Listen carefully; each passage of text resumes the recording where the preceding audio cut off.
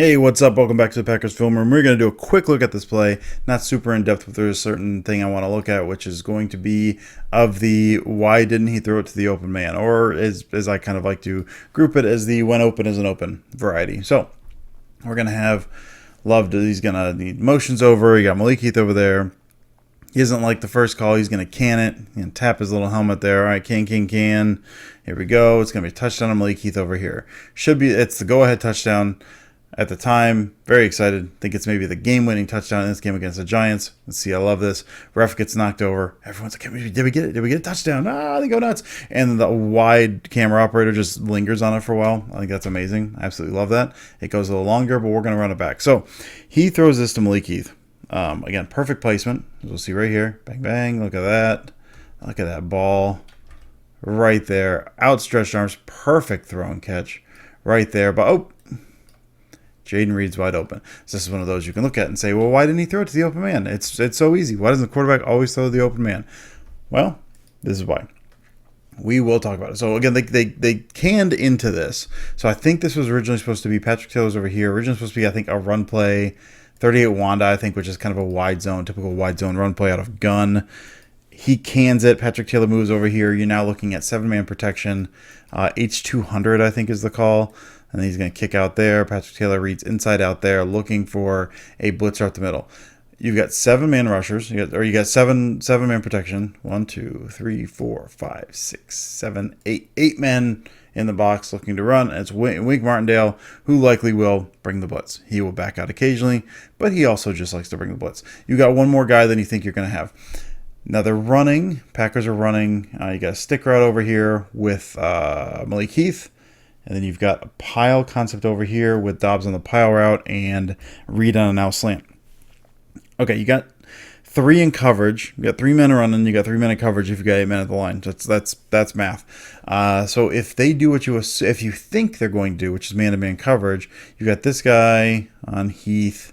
You've got this guy here on Dobbs, and you've got this guy here on Reed. Well, given this, Reed would be the option, right? Because you're building a wall here with Romeo Dobbs. So you can't run through that man. So you're looking to spring that for Jayden Reed. But there's a problem with that. What they can do also, what if they banjo the coverage? We'll back that out. So if they banjo the coverage would essentially mean you switch assignments. You should do that a lot. You'll see that down here. You see that other places on the field as well.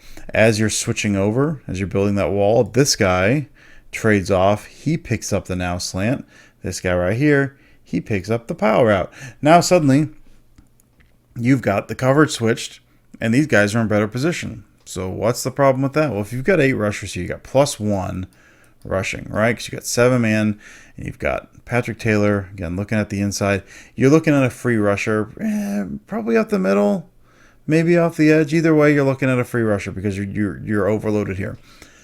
If you decide to read this out, if Jordan Love says, all right, I'm taking this because if this is man-to-man out here, I've got the now slant. Well, if they banjo the coverage suddenly, this guy's here.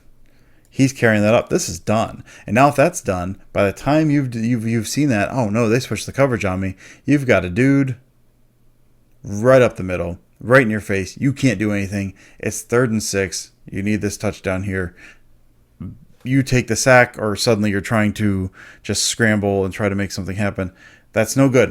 And that's all just because you decided to read that out and you assume that was man, but it's not man coverage. So what else do we have? Well, we've got, again, this stick or Omaha route, or whatever it is. I believe it's a stick route. He's going to be over here. He's kind of pushing out, and he's cutting right at the end zone there. Now we'll see from the other angle a little better.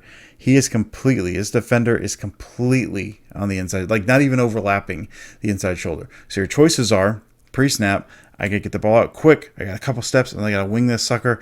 I can either take this one with this DB with extreme inside leverage against an out-breaking route, and I'll just throw that and know it has to be a good throw to make it. Or I can read this out hoping that this is going to be man-to-man coverage, but if they banjo it, I'm screwed. Now, we know that they don't banjo it. This is man-to-man, and Reed would have been wide open. But as a quarterback, can't take that chance, right? You're looking for the best possible matchup, especially with a man in your face. I got to get this out quick. What's the best possible way to do this? So that's why he makes that choice there. And again, as we see down here, we see, and he didn't even really try to fight through it really that much. Reed's wide open, but we got a rusher coming through, and I think it is going to be him. Patrick Taylor does try to hit, kind of steers him wide enough to get the throw off, but not for much longer. See right there.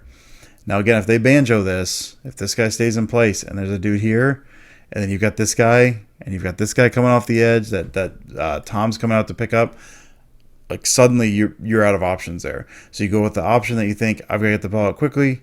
I like this matchup there. He takes that matchup.